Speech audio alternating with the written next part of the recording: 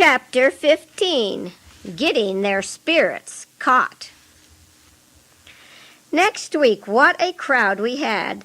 The time spent in traveling the 4 miles to the mission dispensary passed quickly as they told and retold the wonderful things that the singing box could do, and they were soon sitting with the others on the veranda waiting their turn. "Nephew," said old Grandma to a young man who sat nearby, "where do you come from?" "Down there," he answered, giving his hand a wave towards the south. "What did you come for?" continued old Grandma.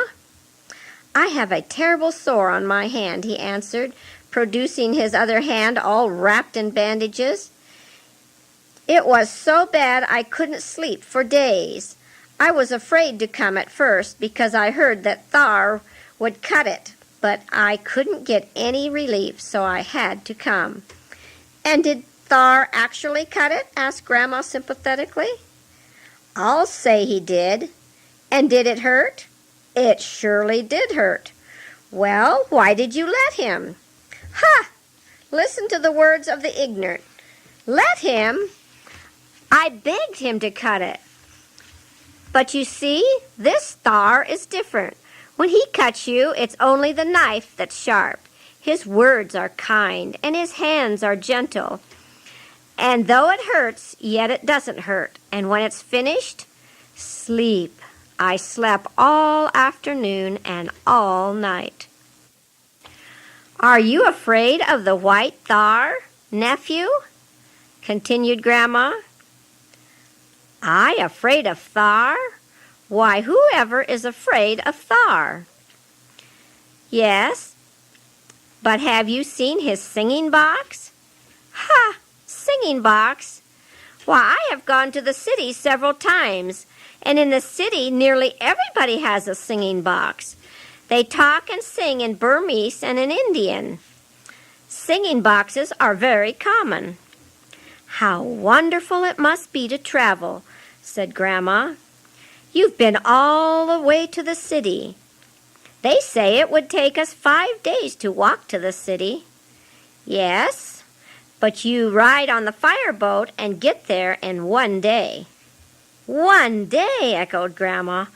"Oh, that's why you are not afraid of anything. You've been all over the world." Here indeed was someone who would know. So Grandma thought she would ask him about the spirit trap. Lowering her voice to almost a whisper, she motioned for her 12 friends who were listening intently to every word of this enlightening conversation to take particular notice, and then, looking as wise as possible, said, "Nephew, have you ever seen the white man's spirit trap?" "Spirit trap?" he asked, looking very puzzled. "Yes, spirit trap." "Spirit? They say it's like a little black box with a wicked eye."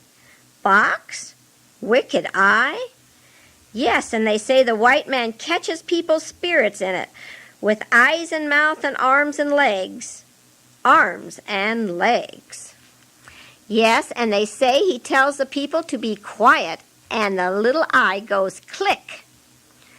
"Click!" Then suddenly it dawned on the young man what Grandma was talking about, and instead of looking puzzled, he just put his head back and roared. As I was all ready for the next patient, I opened the door. "Well, now," I said, "everybody seems happy this morning. Hello, hello. Here's Grandma and Clever Queen. What's all the fun about?" Even Grandma was laughing, but she was not so badly affected that she could not speak, and hastened to explain. "Thar, they say you have a spirit trap, a little black box with a wicked eye." The young man, eager to show his learning and wisdom, controlled himself suddenly and broke in, "Thar, they're talking about a camera." "A picture box, Grandma, not a spirit trap." I quickly took in the whole situation, joined pleasantly in the laugh, and said, Grandma, wait until after the treatments and I'll show you the spirit trap. But don't worry, it won't hurt you. It is indeed what the young man says, only a picture box. Now let me have a look at Clever Queen. Sure enough, the sores are almost well. Here, Tha Isin, I said, speaking to the nurse. You may treat this case this morning and give Grandma some more medicine while I look at this poor boy's hand. Then, after that, we'll look at the spirit trap. The treatments were soon over, and to their great satisfaction, I brought out the camera. They looked through the ground glass at the back, and what fun they had watching the pictures walking upside down. Then we brought out our photo albums and showed them the pictures of our fathers and mothers and the boys and girls in school, and their delight was unbounded. "Huh," grunted one. "That old grandma in the village calls these spirits. Why, these can't move or go.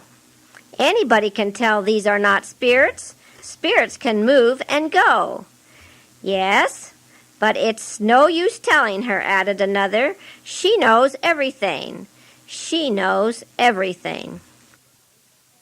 "Thar, how much does it cost to take our pictures in the picture box?" "Well," I said, "I'll tell you what I'll do. I'll just take a picture of you all right now, just so that you can understand, and I won't charge you anything." "Take our pictures?" chorused a dozen delighted people. "Oh, isn't that lovely? Where, Thar? When, Thar? Now?"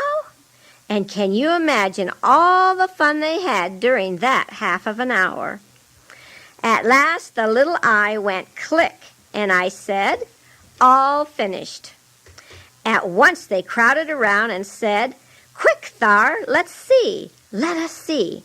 And they were quite disappointed when I told them that there was nothing to see yet, but it would take time to make the pictures with medicine.